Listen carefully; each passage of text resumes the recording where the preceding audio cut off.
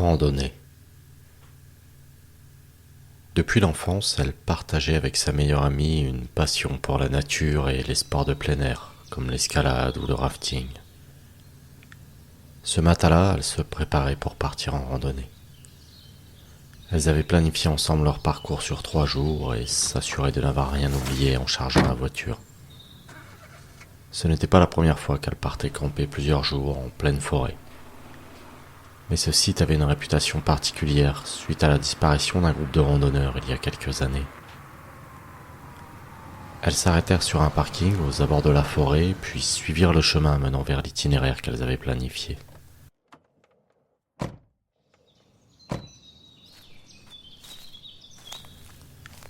Alors qu'elles entraient dans la forêt, elle entendit une voix murmurer. Elle s'arrêta et se retourna vers son amie, lui demandant si elle aussi l'avait entendu. Surprise, elle lui répondit qu'elle n'avait rien entendu, que c'était sûrement le vent soufflant à travers les branches. En fin de journée, elles installèrent leur campement et firent un feu autour duquel elles se posèrent pour discuter de l'itinéraire qu'elles suivraient le lendemain.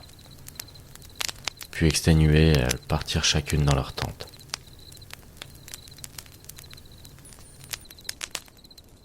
En pleine nuit, elle fut réveillée par des bruits de pas autour de sa tente. Probablement un animal. Elle ouvrit sa tente et vit son ami debout au milieu du campement, lui tournant le dos. Elle pointa sa lampe vers elle et l'appela, mais elle ne réagissait pas. Elle regardait droit devant elle et semblait hypnotisée. Elle sortit alors de sa tente, s'avança et vit au loin une étrange silhouette d'un homme qui les fixait. Elle ne distinguait pas son visage, mais sa tête avait l'air d'être surmontée de cornes. Il les pointa du doigt et dit « C'est elle que nous avons choisie. » Elle saisit alors son ami par le bras et courut s'enfermer dans sa tente. Elle lui demanda ce qui s'était passé et pourquoi elle fixait cette créature. Son amie lui répondit qu'elle n'avait aucun souvenir de ce qui venait de se passer, qu'elle s'était endormie dans sa tente et qu'elle s'est réveillée dehors au moment où elle lui a saisi le bras. À l'extérieur, tout était étrangement calme, mais quelque chose n'allait pas avec le comportement de sa meilleure amie. Elle avait l'impression de ne plus la reconnaître, comme si les traits de son visage avaient légèrement changé. Son regard n'était plus le même et elle avait même du mal à reconnaître sa voix. Après quelques minutes, elle sortit lentement, tremblant de peur et en serrant sa torche pour regarder tout autour d'elle. Elle se sentit soulagée, voyant qu'il n'y avait plus personne. Mais soudain, elle entendit un craquement d'os derrière elle.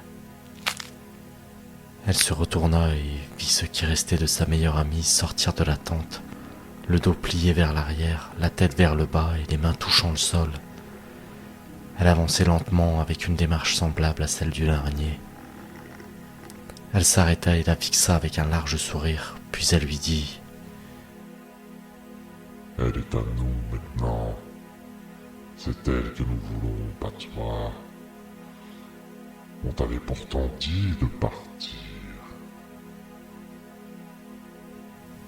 Elle se mit alors à courir dans la direction opposée, sans se retourner, voyant à peine où elle allait, puis quelque chose la poussa de la falaise et...